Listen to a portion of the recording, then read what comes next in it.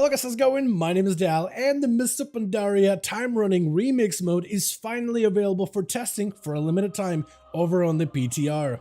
As of the time of posting this video, this weekend you have access to the time running mode to check out all of the new content, from being able to make a fresh level 10 character just for this mode, checking out all of the questlines of Mr. Pandaria, test out all of the new class and ability gems to create some of the wildest combinations available, but also dive into some of the group content such as the Mr. Pandaria dungeons as well as scenarios. During this time, you can also collect the currency of bronze that you can use in order to test out even more spells and abilities through various gems that now can be slotted in your gear. Or if you want to check out some of the new transmogs that will be available or the mounts that you'll be able to purchase once this event goes live, you can also do so at a local bazaar, found in every one of the original Mr. Pandaria leveling zones. So whether you're going to be hopping on the PTR to test this event for yourself or are going to wait until 10.2.7 eventually goes live, this video is still going to go over the entire overview of what this event looks like, how it plays, and what you can expect out of the Mr. Pandaria Remix time running mode. But right before that, most of you guys watching these kind of videos are still not subscribed. However, the more of you remind, the more of you do, so let's keep it going. Subscribe to the channel and ring the bell if you're watching these videos anyway. Especially if you want to get more regular content regarding Dragonflight patch 10.2.6, 10.2.7, Season 4, or any of the future War Within updates. So to begin my overview, I want to start from the very intro when you first get to create your character. For the Mr. Pandaria Timerunning Remix mode, unlike Plunderstorm where we get to create a classless character, the classes of Dragonflight as well as all the abilities and talents will be present for the time running mode. Everybody's going to start out at level 10. Even the class of the Evoker, which is quite unusual. But if you do want to start out and test some PTR with an easier character, Evokers for some reason are doing far more damage than everybody else at level 10. This might be because of the way that they're scaled. When you first load in, you'll start out in the Timeless Isle, surrounded by the infinite Dragonflight, though these have been allied with the Bronze Dragonflight to help correct the timeline. As we are playing in Mr. Pandaria expansion, you'll be able to collect your legendary cloak in a way. This cloak will upgrade with your character as you level, gaining additional buffs from secondary stats to even additional experience gains. Pretty quickly, you'll learn how to collect the new currency of bronze and where you'll be able to get it.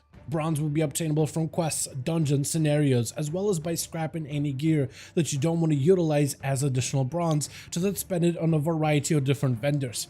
At the end of the intro experience, you're sent out to the Jade Forest to begin your Pandaria adventure. From there on, you could do a variety of different things to level your character, from the original Mr. Pandaria questline to scenarios which you can now queue up for pretty much instantly, since no tanks or healers are necessary, just 3 players queuing into a scenario. Scenarios are very much like a dungeon, but a bite-sized version of a dungeon with a handful of encounters. These are great for experience, but also for bronze and gem farming. Dungeons are also available day 1, and they'll include majority of the original Mr. Pandaria dungeons that are ready for you to queue up. And each new instance of these dungeons is also going to have questlines in these dungeons that award you additional experience. Though the way that the dungeons are set up, our characters are walking into these dungeons a little bit weaker than you will imagine, so you'll need to pay attention to all of the boss's mechanics and abilities, because some of them are actually going to be somewhat challenging in the very beginning. PvP leveling, however, for this mode was a little difficult to test, since War Mode unlocks at level 20, but you need to go back to Orgrimmar or Stormwind to activate it, though each character doesn't start in the capital city. Instead, you start out in the Timeless Isle.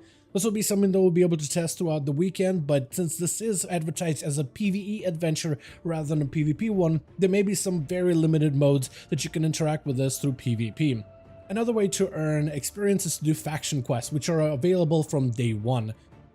As in the Jade Forest, you can already start to train your serpent and do all the quests in order to have the serpent grow, do all the serpent racing quests until you can eventually unlock your mount, as well as all of the onyx egg farming that you can do for the reputation. It doesn't seem like that with this faction, you have to keep coming back to it once a day in order to get all these quests done. Instead, it lets you run through these quests very quickly in a short moment, so it allows you a more expedited experience on these faction quests. And I assume the same thing is being done for all of the other factions, though I haven't really got past the first zone on PTR in my 2 hours of play to test them all out properly. You also find out pretty quickly that every one of the zones of Mr. Pandaria is also going to have an infinite Dragonflight Bazaar. This is the place where you can go and spend all of your bronze. And you'll find that there's a variety of different vendors selling you from cosmetics, collectibles, as well as powers as well. In the bazaar, you can outright purchase additional mounts from Mr. Pandaria. Some of the newer mounts added for this adventure are going to be cheaper, but you can also purchase older mounts from the raids of Mr. Pandaria, guaranteed for bronze, though the price on those is going to be a little bit more expensive. However, not all mounts that you can obtain from this adventure will be found on the bazaar. Some are earned simply through gameplay, like the Phoenix mount for example. You also have a transmog vendor which sells you a variety of different questing gear as well as recolors, dungeon gear, raid mogs for raid finder and normal, and potentially they may add an NPC for heroic, though that may be saved for endgame progression. Then you also have the new version of class specific mogs as well. These are normally found on the trading post, but instead you'll be able to find an alternative recolor of those from a vendor at this bazaar. You also have a gem vendor, and gems will be how you'll be able to gear your character. They will sell you a variety of different gems, from stat gems, ability gems, mobility gems, and meta gems. And with that, let's talk about the gearing and the gems of this new mode. When you first load into time running, you'll notice that gear has very limited stats on them, though most items also have a gem socket. And some of the better gear that you collect as you level up through this adventure will even have multiple sockets attached. You'll be able to insert stat gems into certain sockets to customize your stats better, with gems that increase your stats like crit, versatility, mastery, haste, but also speed, armor, and leech. While on their own, speed, armor, and leech aren't as strong on their own as the other gems, they do have certain ability gems that can correlate and create brand new synergies using those specific stats. Gear can then also be further upgraded at the bazaar when you find an item that fits your build best, like if it has the best amount of stats that your character would prefer. You also have ability gems, which are a pretty big boon and really make up the entire experience of this whole time running Pandaria mode. Some of the ability gems are going to be more passive, while others are going to be more active, but all have unique and wild effects, like a wildfire gem which allows your fire to spread erratically to multiple enemies at once, or a gem called Slay, which is a massive execute gem that basically uses your entire health bar to deal shatter damage to enemies that are below 10% health, which could be insane for tanks. Gems that steal health from your character but convert it into holy damage, which allows for leech builds to create synergy, and so many more different gems that all interact with one another. Then you have mobility gems, which can give you class abilities like blink, disengage, or even the Shadowlands version of Dora Shadows, but also other utilitarian abilities like casting while moving, or even a shield that converts a portion of your health into an absorb effect. Then we have meta gems. These are the strongest gems that will really help solidify anyone's build. From a gem that lets you become a ball of lightning where you move slowly but deal insane amount of damage to all enemies in front of you. Or a gem that lets you unleash the void. All enemies hit by the void take additional critical strike damage. But you also have party and utility gems like one that removes resource costs for all of your allies for a short moment, which could create some very interesting group synergies. And then you have gems that let you turn into celestials, like a gem of Chi-Ji, the Red Crane, which allows the player to do a ton of damage to all enemies around you, but also healing your allies in the process. And these gems in particular is what I think will add a lot of replayability for so many different classes in this mode, which is the biggest and the most interesting part of this entire system by far, is the gem system. By no measure have I seen every single gem out there, but some of the synergies that you can put together, create a lot of potential for how the game mode is going to end up playing out. And what's even more interesting is how some of our classes can leverage these gems and certain abilities that they allow for in order to be able to create some of the strongest builds out there. Lastly, I want to quickly mention some of the consumables you can also get throughout this event. There's a variety of different consumables, from scrolls that allow you to battle res your allies, or scrolls that can summon your allies to your position even if you don't have a warlock in your party.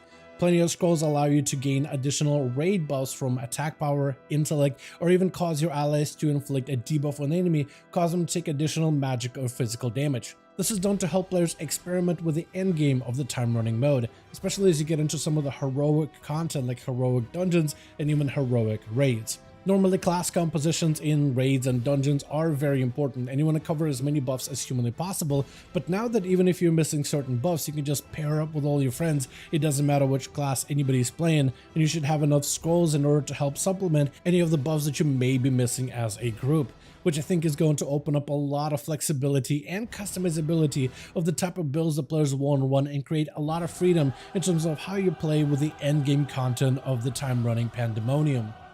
But for now, that's going to be everything we got so far regarding very first impressions and the overview of the new Mists of Pandaria mode. I haven't got to level to max level just yet, but I want to take this weekend to try to see if I can hit max in order to dive into some of the heroic scenarios, heroic dungeons, and see if any of the raids are currently available for testing right now. This mode will be available for all of the weekend over on the PTR realms, so you have a limited time to test it out, but if you do, I think you will find the gems and the ability systems very interesting to interact with as you level a character through Mists of Pandaria, which is a very nostalgic expansion for many. As always, I want to thank all of you guys so much for watching this video, and I hope all of you enjoyed. Let me know all your thoughts in the comments down below. As per usual, if you guys enjoyed this video or found it informative, go ahead and give it a thumbs up. I would very much appreciate it. And as always, in the description of every single video and live stream, we have a link to our Discord community channel. Probably the best place to reach out to me directly in case you want to let me know what you thought about this video or hang out with the rest of the community to discuss some of the upcoming changes.